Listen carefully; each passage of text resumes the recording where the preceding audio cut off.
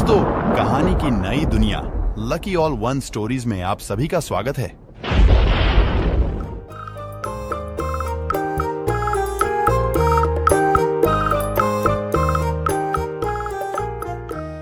बहुत समय पहले की बात थी। एक गांव में 4 जादुई बौने हुआ करते थे।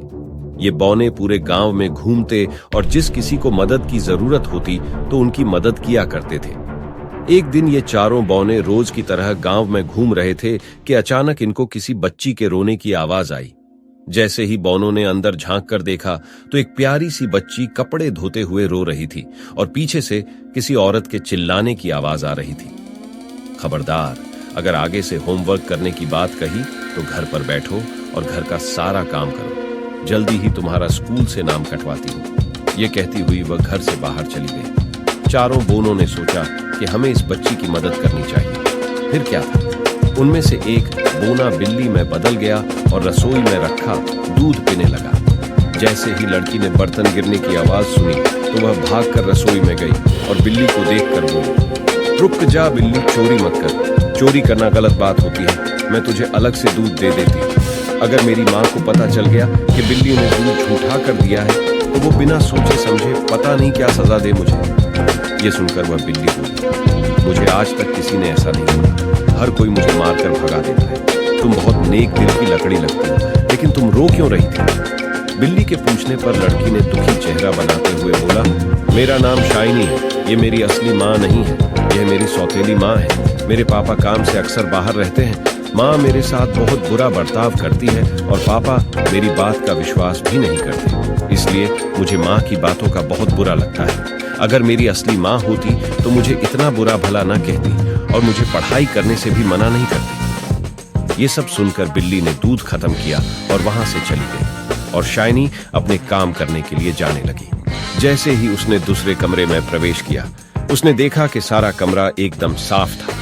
कपड़े धुलकर प्रेस किए हुए पड़े थे, कमरा एकदम साफ था। ये देखकर शाइनी ने बाकी के कमरों की भी सफाई कर डाली। कुछ समय बाद जब उसकी माँ आई तो घर का बदला रूप देखकर वह हैरान रह गई।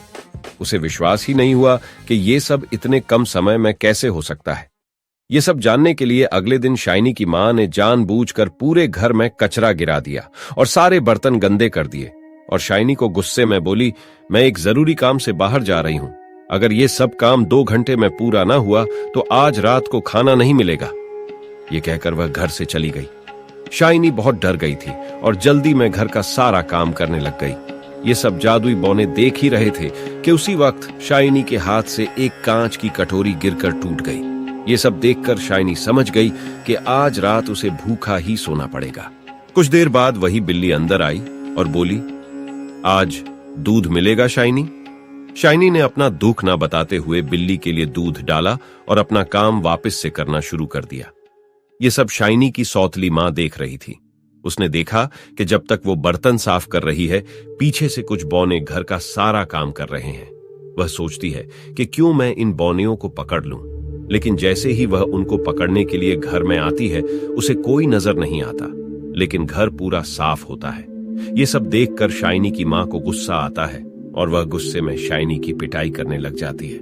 माँ, बता कहाँ है वह बौने? बता कहाँ है वह बौने?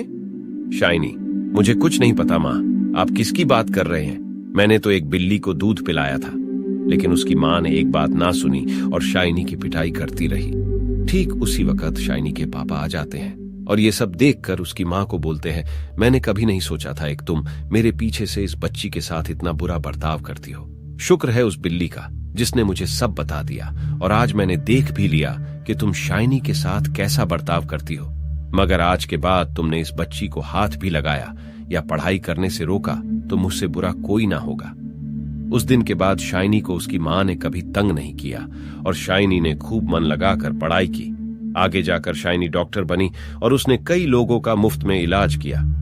दोस्तों, इस कहानी से हमें ये शिक्षा मिलती है कि अच्छा करने वालों के साथ कभी बुरा नहीं होता। दोस्तों, आपको छोटी सीख वाली कहानी कैसी लगी हमें कमेंट करके जरूर बताएं। आपके कमेंट से हमें कहानियां वीडियो बनाने की प्रेरणा मिलती है, जिससे हम सामने वाले का हृदय परिवर्तन कर सकें। Short moral story in Hindi से हमें बड़ी से बड़ी समस्याओं का हल भी आसानी से मिल जाता। साथ ही वीडियो पसंद आती है तो वीडियो को लाइक, शेयर और चैनल को सब्सक्राइब करना न भूलें ताकि ऐसे ही वीडियो आपको मिलते रहे। धन्यवाद।